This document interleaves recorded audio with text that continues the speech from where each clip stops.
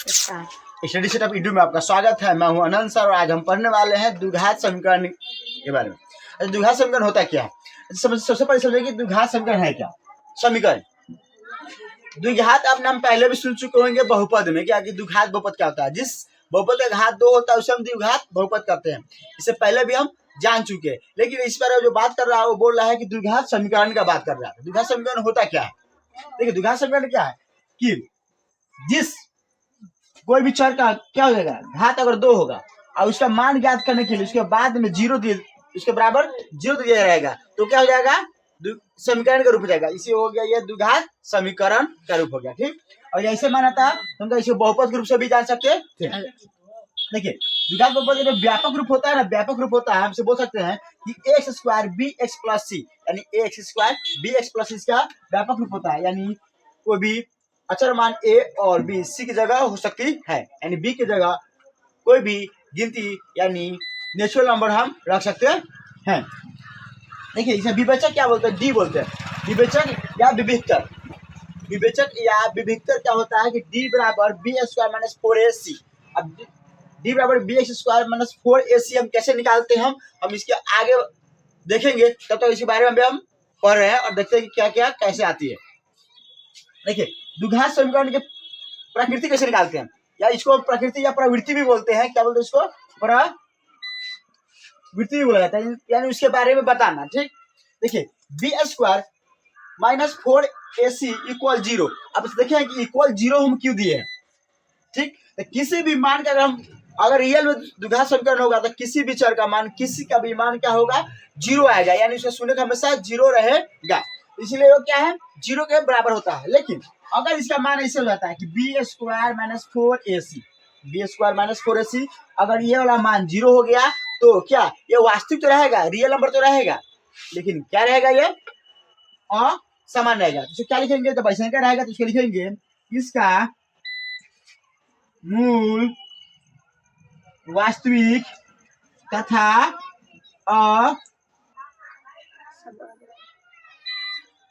समान है। ठीक, यानी इसका मूल वास्तविक तो रहेगा लेकिन असमान रहेगा। लेकिन अगर हम जस्ट आगे बढ़ाते हैं कि ए स्क्वायर माइनस 4ac, अगर ये माइनस में आ गया इससे तो 0 होगा। जब 0 आ जाएगा तो ना ही इसका मूल वास्तविक होगा और ना ही इसका मूल असमान होगा, यानी इसका कुछ नहीं होगा। इसे लिखेंगे कि इसका मूल वास्तविक तथा समान नहीं होगा। नहीं, यहाँ पे ऐड कर देंगे, इसका मूल नहीं वास्तविक था समान नहीं होगा। ठीक, यानी नहीं इसका मूल वास्तविक हो सकता है और नहीं इसका समान, यानी दोनों में से कोई नहीं हो सकता। अगर हम बोले बराबर रहेगा, बराबर रहेगा तो क्या करेंगे, तो हम अभी जस्ट बताया है आपको कि किसी भी द्विघात समीकरण का हम बात करें तो हमेशा याद रखिएगा कि x square b x plus c equal 0। अगर हम इसका कहीं का भी मूल निकाले और मूल का मान इसके अंदर रखेंगे तो हमेशा कितना आएगी, वो 0 रहेगी। इसीलिए ये समीकरण द्विघात समीकरण जो व्यापक रूप होता है वो किसके बराबर होता है, 0 के बराबर। यानी जब ये B square minus 4ac equal 0 रहेगा तो आप समझ जाइएगा कि कहना क्या चाह रहा है, इसका मूल वास्तविक और समान है, यानी उसी का रूप है। ठीक, इसको हम डी बराबर 0 भी लिख सकते हैं, क्योंकि हम आगे पढ़ चुके हैं कि डी बराबर सी। डी बराबर क्या होता है, बी स्क्वायर माइनस 4ac। देखिए, द्विघात समीकरण क्या होता है, 2 मूल होते हैं। इसका भी हम मूल बोल सकते हैं कि एक अल्फा एक बीटा। समीकरण के भी 2 मूल होते हैं, कौन, एक अल्फा और बीटा। अच्छा, आप कोई कंफ्यूज हो जाएगा ना कि सर हम यहाँ पे अल्फा बीटा द्विघात बहुपद में पढ़े हुए थे जो इसे शून्यक होता है। याद रखिएगा कि हम शून्यक को, हम जब द्विघात बहुपद की बात करते हैं तो अल्फा बीटा को शून्यक रूप में जानते हैं, और जब हम द्विघात समीकरण की बात करते हैं तो यहाँ पे हम उसको मूल के रूप से जानते हैं, अल्फा और बीटा। इसके भी हम निकालने का तरीका बात करेंगे। देखिए, मूलों का योग, अभी हम जस्ट बात किए थे कि मूल मतलब अल्फा और बीटा, तो मूलों का योग अल्फा प्लस बीटा हम कैसे कर सकते हैं, तो माइनस बी बटा ए। और मूलों का गुणनखंड हम ए गुने बी हम सी बटा ए के रूप में ज्ञात कर सकते हैं।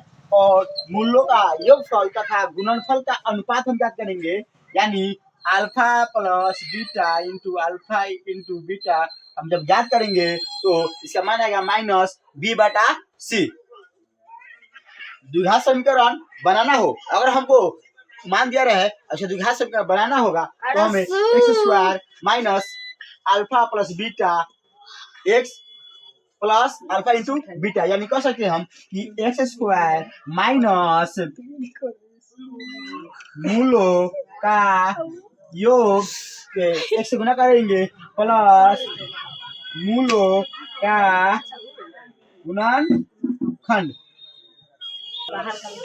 जैसे अब द्विघात सूत्र देखेंगे कि द्विघात सूत्र होता क्या है। तो देखिए एक्स बराबर हम जब निकालना हो तो minus b plus minus root under b square minus 4ac बटा 2a, इसको भी हम लिख सकते हैं minus b plus minus root under d बटा 2a। हम आपको बताए हैं कि डी बराबर हमेशा बी स्क्वायर माइनस 4ac होता है। द्विघात समीकरण को हल किए बिना भी हम उसका विवेचक यानी विभिक्तर बी स्क्वायर माइनस 4ac का मान ज्ञात कर सकते हैं और उससे क्या बताएंगे, उसको हम बताएंगे मूलों का प्राकृति बता सकते हैं उसका, ठीक। और अभी हम आपको एक एग्जांपल देके समझाएंगे कि कैसे इसका हल कर सकते हैं और क्या क्या हल कर सकते हैं। देखिए अब द्विघात समीकरण, अब क्वेश्चन जो क्या बोल रहा है, क्वेश्चन बोल रहा है कि द्विघात समीकरण 6 square minus x minus 2 equal 0 के मूल ज्ञात कीजिए।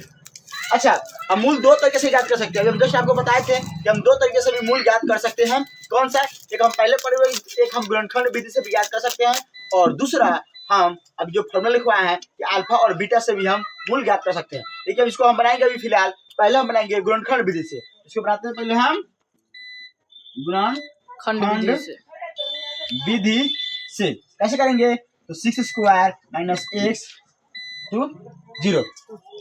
जब ऐसे है तो इसको पहले को लास्ट में गुना करते हैं, 6 दूना 12, यानी इसे कितना आया होगा 12। यानी हमको ऐसा अंक लाना है कि जो जोड़े घटाने पे एक्स अकेले एक्स बचे और गुना करने पे 12 आना चाहिए।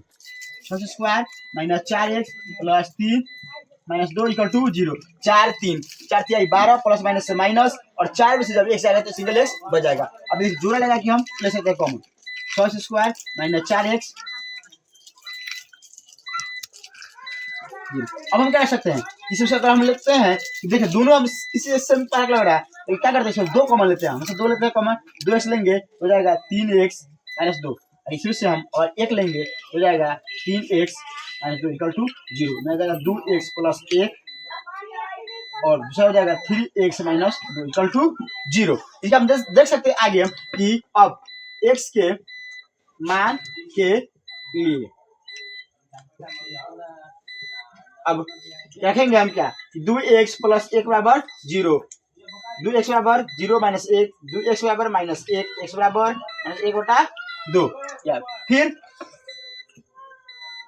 अब हो जाएगा 3x माइनस 2 बराबर 0, 3x बराबर 0 प्लस 2, 3x बराबर 2, यानी x बराबर 2 बटा 3। यानी मेरा क्या मान आ गया, इसका मान मेरा आ गया कि पहले इसका मूल आ गया माइनस 1 बटा 2 और दूसरा मूल है मेरा।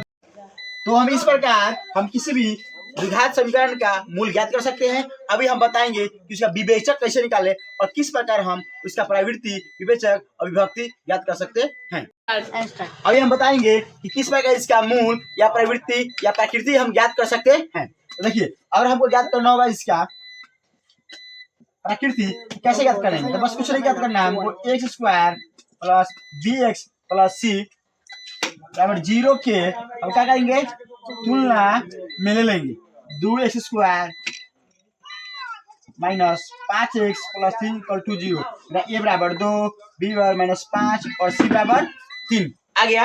अब हमें जब पता है हमको कि इसे हम लोग प्रकृति का फॉर्मूला क्या होता है, ये होता है हमेशा b square minus 4ac equal to पहले 0 रखेंगे। क्यों, कभी भी इसी के अंदर मान होता है, पहले भी बता चुके हैं, बी स्क्वायर माइनस 5 का होल स्क्वायर माइनस 4 गुने 2 गुने 3 बराबर 0, 5 है 25, इसे देख लेंगे माइनस 5 गुने